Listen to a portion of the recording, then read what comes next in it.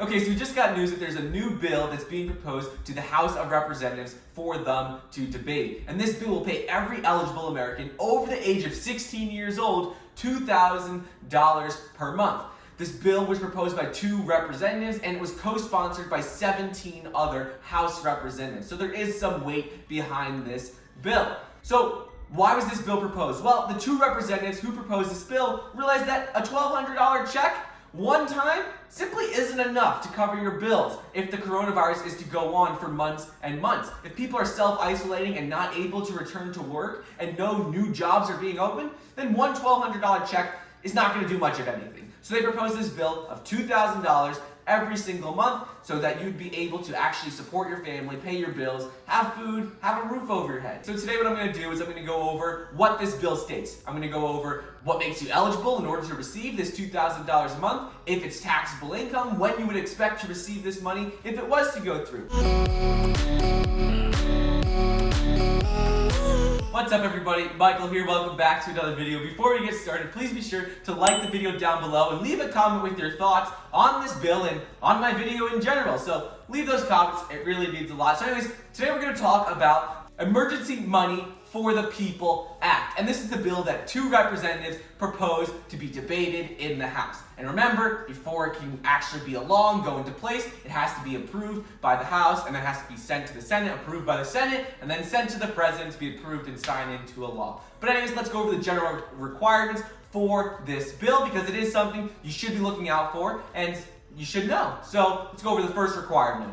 So in order to address any of the loopholes in the CARES Act and the current stimulus packages that are already in place, the first and major requirement for this bill is going to be that you have to be 16 years old or older. You have to make $130,000 a year or less. So if you are 16 years or older and you make less than $130,000 a year, you'll receive $2,000 per month. If you are filed as a family and you make less than $260,000 a year, you'll receive $4,000 per month. And this also is eligible for people who are unemployed.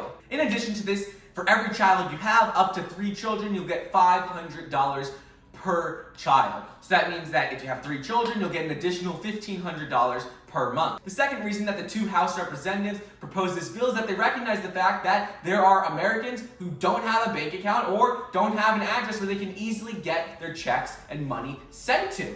So if you don't have a bank account, first of all, right now, you're not going to be getting your $1,200 stimulus check for weeks. And if you don't have a stable address and you can't access that, then there's really no way for you to get your payment. So with the unbanked population, or people who aren't able to access, an address very easily, with this new bill, you'd be able to receive your money via check in the mail, direct deposit to a bank account, a prepaid debit card. You'd also be able to get your money on mobile payment apps like Zelle, PayPal, Venmo, which is absolutely huge because people right now who don't have access to a bank account or even don't have a bank account, some people live paycheck to paycheck and they just, live on cash only, or they're unbanked. So this would help that out a lot as well and address those issues that the CARES Act and stimulus relief package did not address. The third thing this bill would do is it would address other issues with the CARES Act, which is if you're a dependent. So let's say you're a student or you're disabled or elderly and you're filed as a dependent on someone else's tax form.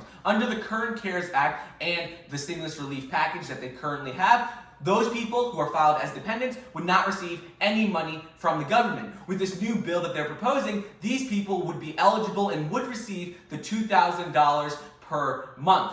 So this would be huge for people who are students or elderly or disabled people as well, because all of these people still need the money even if they're filed as a dependent on someone else's tax form.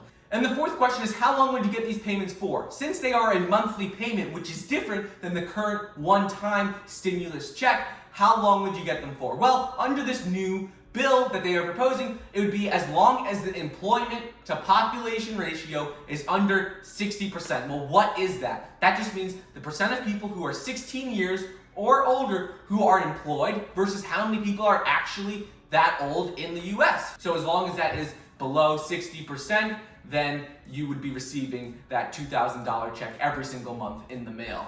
Well, why is this important? Well, the government announced that the employment to population ratio in March was right at 60%. And a lot more people have filed for unemployment since then, so it is definitely already less than 60%. And in the next couple of months, with all of the uncertainty and social distancing, the percentage is bound to go and drop even lower. So, whenever this percentage is under 60%, you could expect to receive your $2,000 check every single month. The one thing to keep in mind though, and I have to reiterate this, is that there's a long way before you would actually get this check. It has to be approved by the House. Then it has to be sent to the Senate and approved by the Senate. Then it has to be sent to the President and approved and signed off into a law. And the fifth thing to keep in mind about this bill is it's not taxable income.